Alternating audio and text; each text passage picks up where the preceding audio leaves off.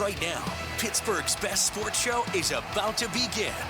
Call us or tweet us. We've got things to talk about on the Ireland Contracting Nightly Sports Call. Oh, yes, we do every night. We're here talking sports with you. Good evening, everyone. This is Bob Pompeani, and welcome inside the Fan Cave. The number to call here on the Bordas and Bordas hotline is 412-575-2600. We're joined, as always, on Thursday by Chris Mueller of the PM team. He's up at 93.7 The Fan, where we almost always simulcast this broadcast, and hopefully we'll do it tonight. I'm going to start you off, Chris, with a tweet from Ron Parrish, who says, yeah, the group caliber is what makes the Pirates good. Failing against the best team is part of the equation to make them better. Raising the jolly Roger will occur many more times this season. He's an optimistic fan, and I think it is early. The good thing about the Pirates, they lost 3, and they didn't lose any ground because both the Brewers are struggling, and the Cardinals, I think, have lost now 6 in a row, including another one today to the Angels. Well, first off, Bob, where are your manners? May the 4th be with you, right? May the 4th be with you. Do you know I never watched any of that? Never. How? I had too many listen, other... I'm not some huge Star Wars nerd. That would be my older brother, who I think would proudly admit that. But, I've seen most of the movies. They're fine. Some of them are even pretty good. You've never watched a single minute of them. Everybody in my family, just not me. I never did. Nope. Never was interested for some reason. So... All right. Well, I will move on as far as that goes then. But I appreciate the 4th be with you. Thank you for that. For I know a lot of people like that. Well, I'm just trying to be polite. Yes, trying to be polite.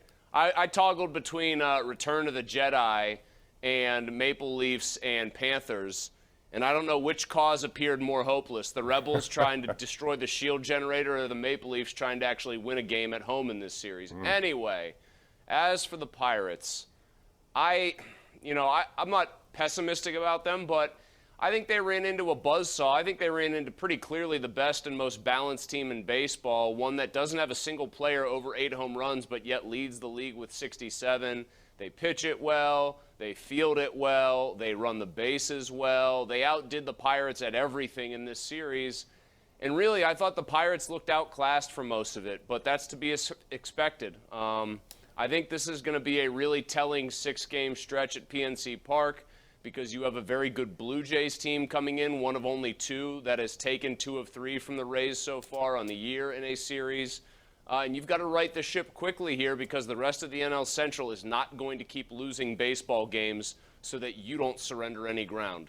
No, that's true. I mean, quite frankly, they did not hit the ball at all. They straight had too many runners, and, I thought Mitch Keller pitched well enough. I thought, Contreras, if he had gotten some offense, would have been okay, but you're not going to get offense against that team the way they pitch. And Shane McClanahan may be the best in the business.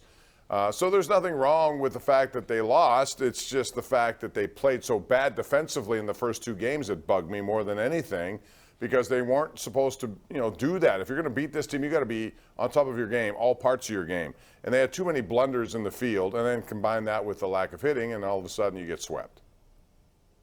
Yeah, I mean, I think the defense was obviously the most disappointing part. Realistically, this was probably about a series that should have been maybe a 2-run game at most, maybe a 2 or 3-run game at most, and then what happened today.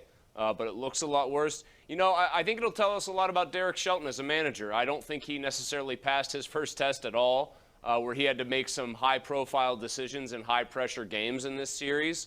We're going to find out very quickly how good of a leader he is, how quickly he's able to get these guys to forget about this series, and we'll see if some home cooking benefits the Pirates. I also think it's pretty bad that Vince Velasquez, who looked like he was becoming one of the most consistent starters, left this game with the vaunted or terrifying right elbow discomfort. I know they seemed optimistic coming out of this game, but they can ill afford any more injuries to their pitching because their depth has already been gutted. No question. Brubaker, 16 months.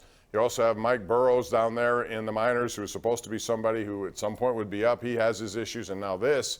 Hopefully it isn't that. We'll see how that goes. But overall, I thought the Pirates had legitimate beef with some of the stuff that was going on with the umpires in this series, specifically last night, and just how the umpires seem to be more on the offensive. They're not supposed to be that. They're not supposed to be the ones who go after you and make contact with you. If that had been the other way around, and if Derek Shelton had done it, he would have been suspended by now.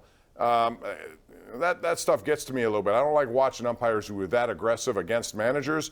But also today, they complained about the strike zone. First of all, I told you, I think last night, I hate that pitch box because I don't know if it's accurate enough. If you took it away, I don't think you can make the same complaint that you have with it in there. But ultimately, this is all leading to an electronic strike zone, is it not?